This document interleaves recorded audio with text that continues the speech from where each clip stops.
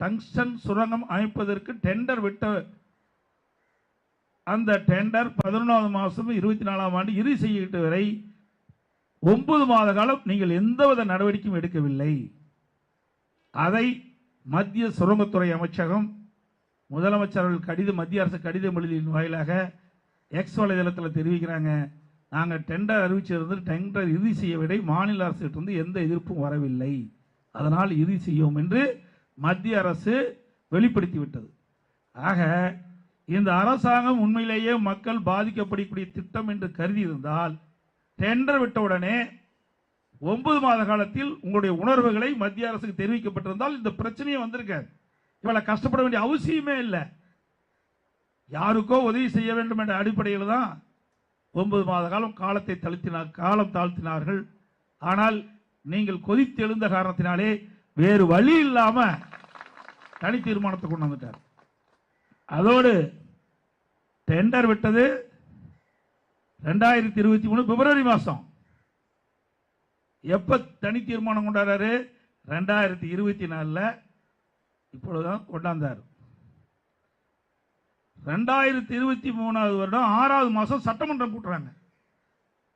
Budget கூட்டம், பிறகு மானி கோரிக்கை. அப்ப ஏன் கொண்டு வரல? உண்மையிலேயே விவசாயிகள் பாதிக்கப்படுகிற திட்டம் என்று இந்த அரசுக்கு தெரிந்திருந்தும் முதலமைச்சர் திரு ஸ்டாலின் அவர்கள் உண்மையிலேயே அந்த மேலூர் பகுதியில் இருக்கின்ற மக்கள் வாழ்வாதாரம் பாதிக்கப்படும் என்று எண்ணி இருந்தால் 2023 6வது மாதம் சட்டமன்றம் நடைபெற்றுக் கொண்டிருக்கின்ற பொழுது தீர்மானத்தை கொண்டாந்துருக்கணும்ல, கொண்டாருல. இதையெல்லாம் விவசாயிகள் சிந்திக்க வேண்டும் என்பதற்காகத்தான் அதை தெரிவிக்கிறேன். வேறு வழி இல்லாம உங்களுடைய அறவழி போராட்டம் இன்றை வெற்றி பெற்றிருக்கின்றது.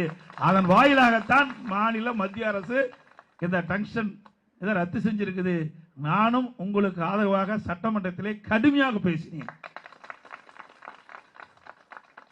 ஒரு காலகட்டத்தில் இவர்களுக்கு சரியான பதில் கிடைக்காத காரணத்தினாலே என்னுடைய கேள்விக்கு முறையான பதில் முதலமைச்சர் வராத காரணத்தினாலே நான் ஒரு வாக்கியத்தை சேர்த்தேன். என் உயிரை கொடுத்தாவது விவசாயிகளை காப்பாற்று இந்த திட்டத்தை ரத்து செய்கிறேன். பிறகுதான் முதலமைச்சர் என் பதவியே போனாலும் பரவாயில்ல, நான் விட மாட்டேன்னு சொன்னார். அதுக்கு முந்தி இந்த வார்த்தையை பயன்படுத்தவே இல்லை.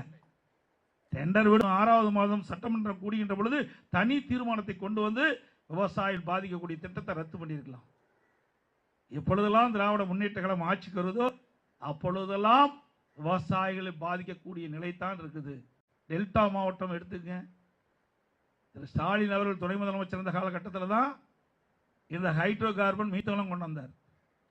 நான் முதலமைச்சராக அந்த உங்களை போல் இருக்கின்ற விவசாயியுடைய கோரிக்கை ஏற்று டெல்டா மாவட்டங்களில் இனி எந்த காலத்திலும் இன்றைக்கு எந்தவித ஒரு புதிய திட்டத்தையும் விவசாயிகள் பாதிக்கக்கூடிய திட்டம் வரக்கூடாது என்று இன்றைக்கு பாதுகாக்கப்பட்ட வேளாண் மண்டலமாக கொடுத்தேன். பாதுகாக்கப்பட்ட வேளாண் மண்டலம் சட்டப்பூர்வமாக கொடுத்தேன். ஆக விவசாயிகள் பாதிக்கப்படுகின்ற எந்த காலகட்டத்திலும் அதிமுக உங்களுக்காக குரலுக்கும் உங்கள் பின்னே தொடரும் என்பதை இந்த நேரத்தில் தெரிவிக்கின்றேன். ஏன்னா இன்னைக்கு நான் விவசாயம் தான் பண்ணிட்டு இருக்கிறேன். விவசாயத்தை பற்றி தெரியாதவர்கள் இன்றைய முதலமைச்சர் அவர்கள், நான் யாரை குறை சொல்லி பேசவில்லை, இது எல்லோருடைய பங்கு இருக்குது, நான் இல்லைன்னு நான் சொல்லல. ஆனா ஒரு அரசாங்கம் என்பது மக்கள் பாதிக்கப்படுகின்ற பொழுது அதை சரியான முறையில் நடவடிக்கை எடுத்திருந்தால் மக்கள் இவ்வளவு துன்பத்திற்கு ஆளாயிருக்க மாட்டாங்க. எவ்வளவு பிரச்சனை, எவ்வளவு மனவேதனை, மன உளைச்சல், தன்னுடைய நிலம் பறி போய்விடுன்றது. கிட்டத்தட்ட ஒரு 10-15 நாள் தூக்கம் இல்லாத விவசாயிகள் இருந்தார்களே. தூக்கத்தை தொலைத்த அரசாங்கம் இன்றைய அரசாங்கம். இதெல்லாம் நான் உணர்வுபூர்வமா சொல்றேன். இதில் எந்தவித ஒரு காழ்ப்புணர்ச்சியும் கிடையாது. அரசியல் நான் அரசியல் காழ்ப்புணர்ச்சியோட அதை பேசவே இல்லை. ஏன் நீங்க இந்த 9 மாத காலம் டெண்டர் விட்டு டெண்டர் விட்டதில் இருந்து இறுதி செய்வரை ஏன் அமைதியா இருந்தீங்க? அப்ப சட்டமன்றம் நடக்குது 6வது மாசம். அப்போ தனி தீர்மானம் கொண்டு வந்து இந்த விவசாயியுடைய எதிர்ப்பை மத்திய அரசு காட்டியிருக்கலாம்ல, எதுவுமே செய்யலையே. விவசாயிகளை தெரிந்து கொள்ள வேண்டும் என்ற ஒரே காரணத்திற்காக தான் என்னை சந்தித்து இந்த விவசாயிடத்திலே பகிர்ந்து கொண்டேன்.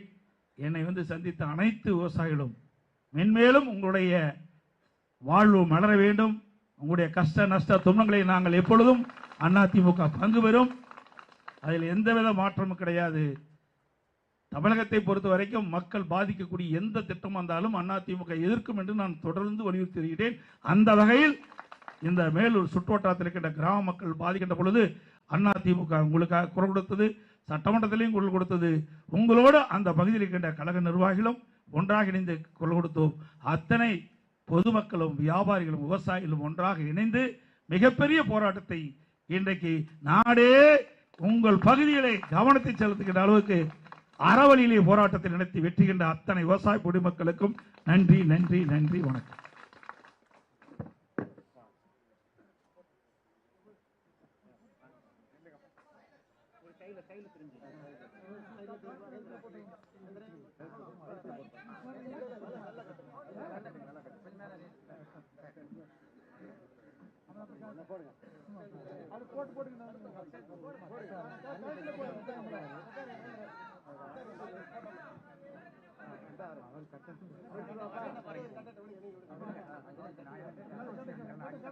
அதுக்கான புத்தகம் கொஞ்சம் வச்சிருக்கேன். அங்க பாருங்க, அப்படியே அங்க பாருப்பா, அங்கிட்டு பாருங்க, போட்டோ